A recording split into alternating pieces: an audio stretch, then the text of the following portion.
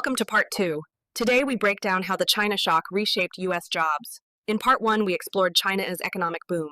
Enjoy the video. Significant decline in U.S. manufacturing employment, especially through the 2000s. The job loss figures are pretty stark, aren't they? They are. Research suggests direct competition from Chinese imports cost the U.S. somewhere between 1.5 to 2.4 million American jobs between 1999 and 2011. 1.5 to 2.4 million, and mostly in manufacturing. Manufacturing bore the brunt.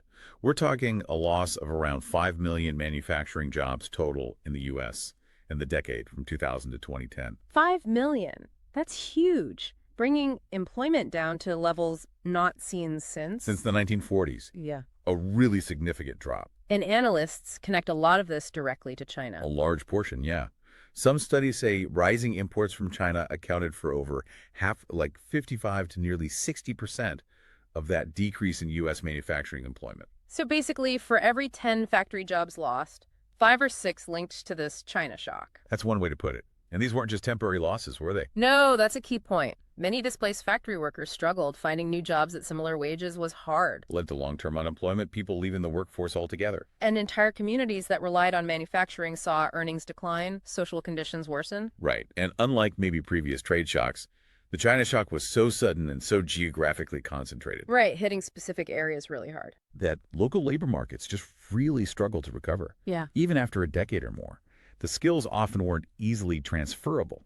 The impact was really concentrated in specific industries. You mentioned furniture. Yeah, the U.S. furniture industry, especially in places like North Carolina, Virginia, Mississippi, widespread factory closures. Textiles and apparel, too. The Carolinas, Georgia. Hundreds of thousands of jobs lost there, especially after textile quotas were phased out in 2005. Right, the quotas ending was another blow. Even iconic American consumer electronics and appliance plants in Ohio, Indiana couldn't compete, shifted production to China. Wow. One study estimated the trade deficit cost 3.4 million jobs overall between 2001 and 2017. Yeah, with 2.5 million of those in manufacturing.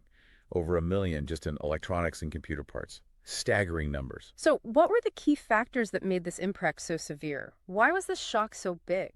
Well, first off, China's WTO entry meant significantly lower tariffs on Chinese goods coming into the U.S. Okay, cheaper imports. And granting permanent normal trade relations, PNTR, just removed a lot of policy uncertainty for businesses investing there. Made shifting production easier, safer. Exactly.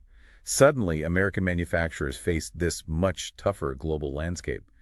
Then you have the sheer scale of China's labor force, lower wages. Allowing them to ramp up production incredibly quickly and cheaply. Right. And multinational firms played a huge role, shifting assembly ops to China to chase those efficiencies, leading to this massive influx of inexpensive goods. And it wasn't just one or two things like shoes or toys. No, that's key.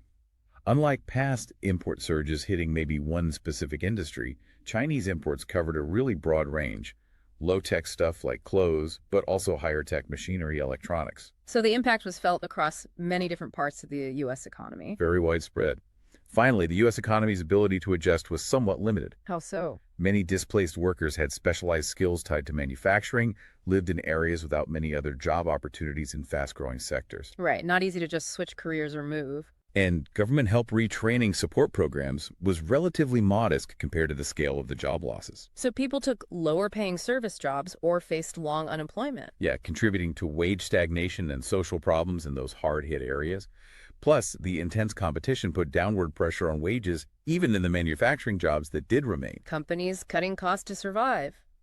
But it's true, the overall U.S. economy did keep growing, and consumers definitely benefited from cheaper goods. Oh, absolutely. Those lower-priced imports basically increased people's real incomes.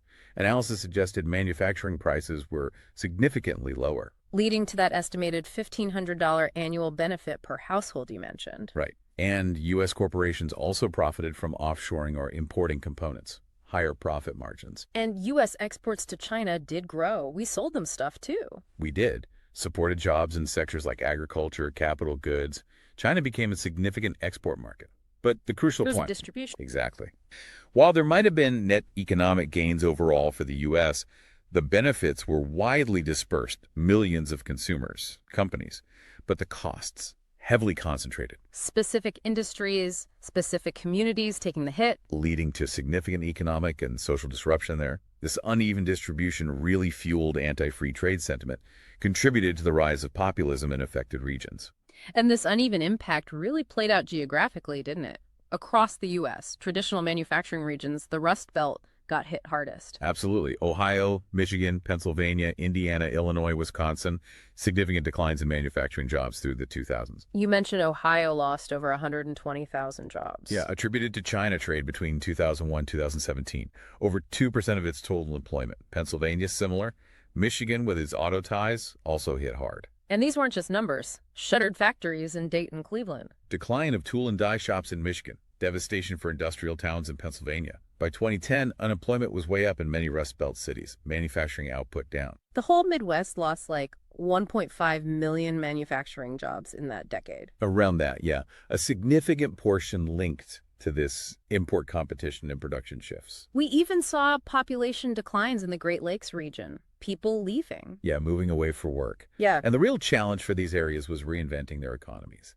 It proved really difficult. The losses seemed more lasting than in past downturns. Seemed that way. Persistently lower employment, lower wage growth, even years later. Plus, those severe social consequences, reduced tax bases, strained services, the opioid crisis. Tragic. Specific industries hit hard within those regions. Lighting, electronics, and NY, Ohio. Steel mills in western PA, Ohio. Textile towns in the Carolinas saw mass closures. NC lost around 130,000 jobs. Even diversified states like Wisconsin, Minnesota felt it. Paper mills, machinery. Yeah, impacts in those sectors too. It really was, as some called it, an economic earthquake in the industrial heartland. But it's important to contrast that with other parts of the country, right? Yeah. The South, the Sun Belt. Right. More mixed outcomes there. While some older manufacturing spots in the South also face challenges, many southern states actually attracted new manufacturing investment, especially automotive. Ah, the foreign automakers building plants there. Exactly. Alabama, Tennessee, South Carolina, Georgia, Mississippi became new hubs, drawn by lower labor costs, maybe a more favorable business climate. So that influx helped offset declines elsewhere in those states. It did.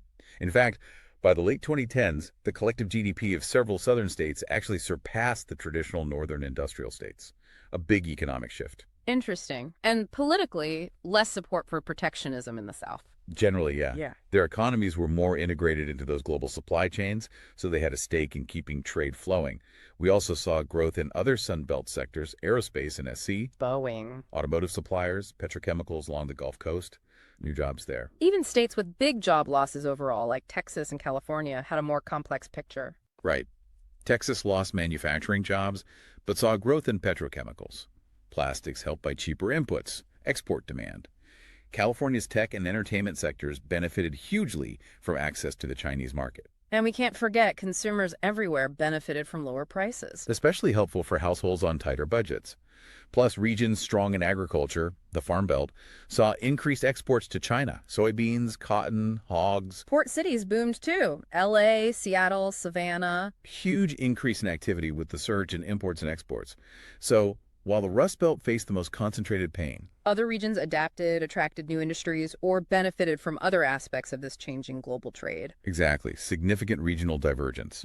State-level data by 2017 showed the hardest hit by share of jobs lost included places like New Hampshire, North Carolina, Rhode Island, Wisconsin. Least affected, Mountain West Florida. Largely, yeah. The Sun Belt's rise did partially balance the national picture, but didn't fully compensate for the deep losses elsewhere. And recent policies, tariffs, reshoring efforts sort of acknowledge this lasting impact. Seems like it. China's WTO accession stands as this pivotal event. Legacy of interdependence, cheaper products, new opportunities. But also visible, concentrated costs in places like the Rust Belt. Presents an ongoing challenge for policymakers, doesn't it? Yeah. How to maximize trade benefits while easing those concentrated burdens, ensuring a more equitable distribution. So, to summarize our deep dive then, China's road to the WTO was long, complex. It led to a transformative boom for China, deep global integration. But that integration had significant uneven impacts on U.S. manufacturing. The Rust Belt hit hard. Other areas saw mixed or even positive outcomes adapting to the new reality. Yeah, but really complex history. And understanding it is crucial for grasping today's global economy and the ongoing debates about trade and industrial policy. Which leads us to a final thought, maybe something for listeners to mull over. Reflecting on this period of intense globalization, What are the key lessons nations can learn? How can countries navigate international trade to maximize overall benefits, but also proactively mitigate those concentrated negative impacts? How do we strive for a more equitable distribution of both the opportunities and the challenges that come with deeper global economic integration in the future?